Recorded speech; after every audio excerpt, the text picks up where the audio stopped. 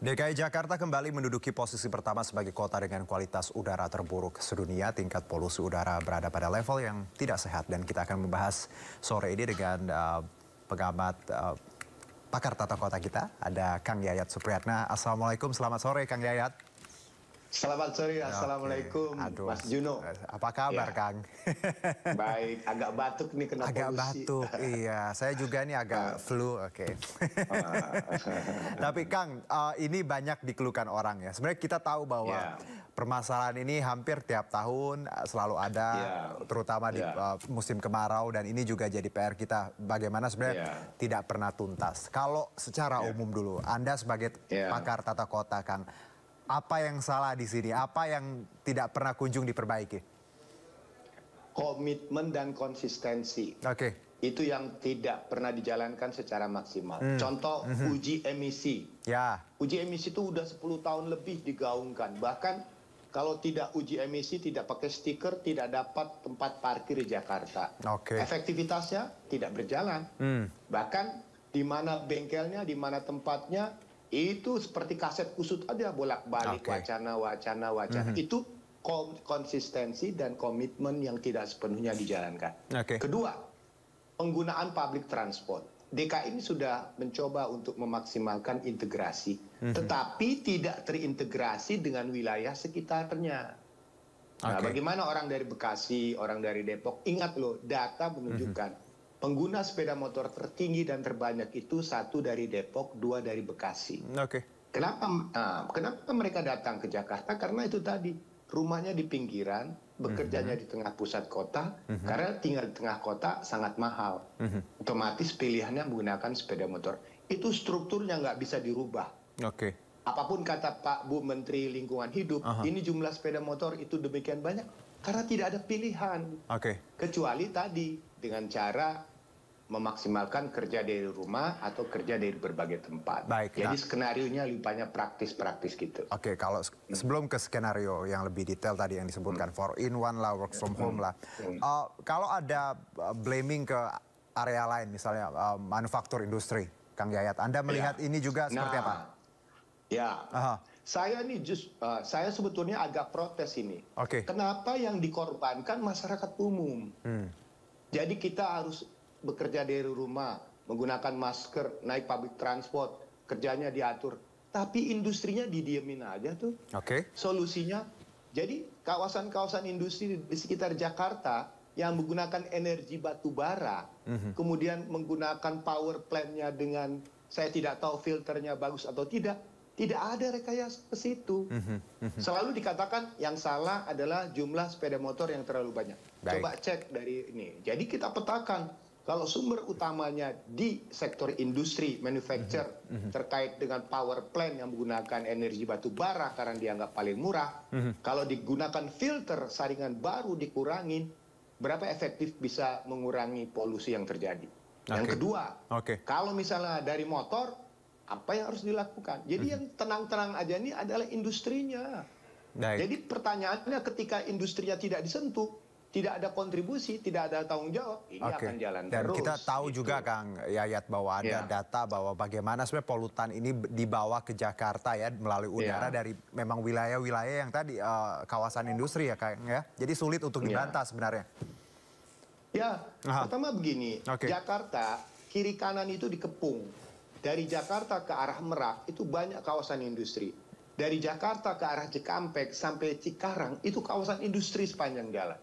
Pertanyaannya itu tadi, bagaimana pengendalian itu dengan upaya-upaya penertiban, penataan, filter yang bagus, pengurangan emisinya bisa bersinergi. Dan di sini tidak ada satupun perwakilan dari industri yang berbicara. Semuanya berbicara pada sektor transportasi dan kebijakan pengendalian mobilitas begitu. Kalau berita yang mungkin Kang Yayat juga sudah tahu, bahwa saya juga baru baca tadi siang bagaimana ada satu perusahaan seperti itu dikenakan sanksi karena diduga melanggar. Apakah ini juga harusnya jadi concern bahwa tidak hanya satu, karena tadi kan Kang, industri kan banyak sekali dan kawasannya juga menyebar. Apakah ini juga sebenarnya tindakan yang tepat untuk memberikan sanksi seperti itu? Kita kadang-kadang mau kasih sanksi juga, Soalnya pemiliknya siapa sih di situ? Gitu kan.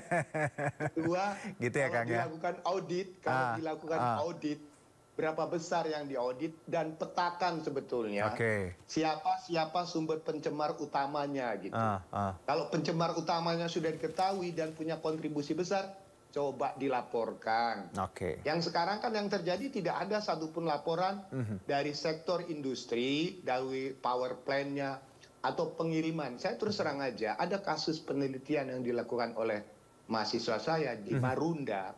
Itu lokasi rumah susun yang berada di kawasan bongkar muat batu bara. Pertanyaannya, mereka ditempatkan di lingkungan yang lingkungannya sudah tercemar. Nah, jadi bagaimana? Nah, saya bukan apa-apa.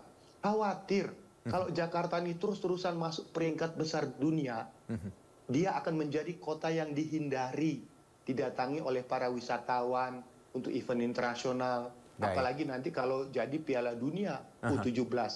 Itu PR besar kita untuk membuat branding Jakarta mampu membuat udara bersih seperti yang dilakukan oleh kota Beijing misalnya. Beijing cukup berhasil dia di situ. Berarti ini kalau kita lihat dari pemaparan Kang Yayat tadi, sebenarnya ini bukan kerja Jakarta sendiri. Kota-kota penyangga, provinsi penyangga ini juga harusnya bisa tadi berkolaborasi ya, Kang? Iya, pertama begini, yang agak bikin andilau daerah provinsi itu antara dilema dan kegalauan di kabupaten-kabupaten sekitar kita itu. Izin industri itu yang skala besar itu yang izinkan pusat, bukan daerah. Jadi daerah itu ya sudahlah, udah dapat izin dari pusat, pengendalian dari pusat, pengawasan dari pusat, daerah tidak bisa intervensi ke dalam. Nah, di sini terusnya kita baca nih aturan-aturannya nih dari mekanisme perizinan yang sudah dikeluarkan sekarang, di mana titik lemahnya.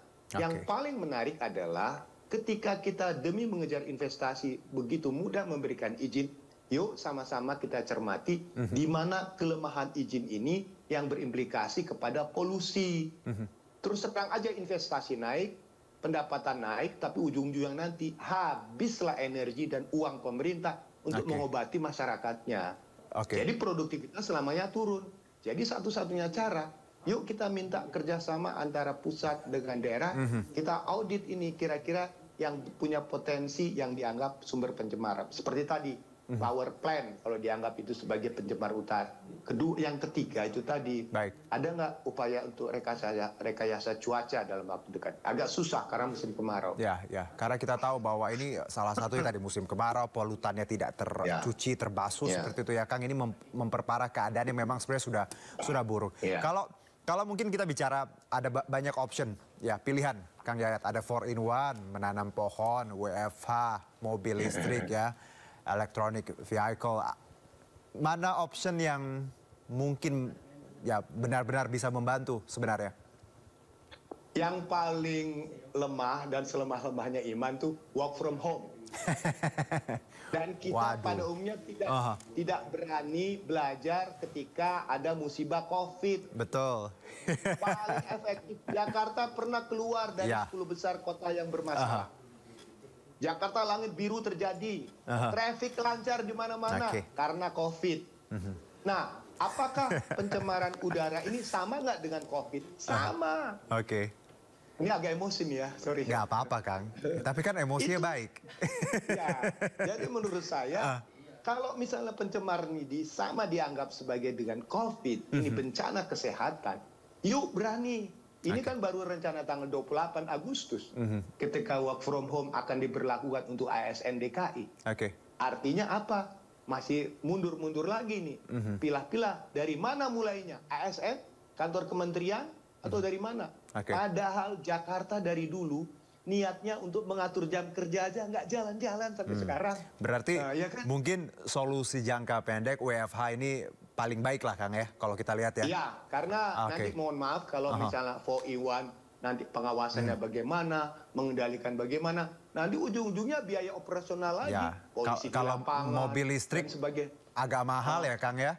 Iya, jadi saya ingatin loh, kalau mobil listrik ditambah, mobil mahal bertambah. Jadi saya pernah katakan, mobil 5 miliar dengan mobil 100 juta di Jakarta sama kecepatannya.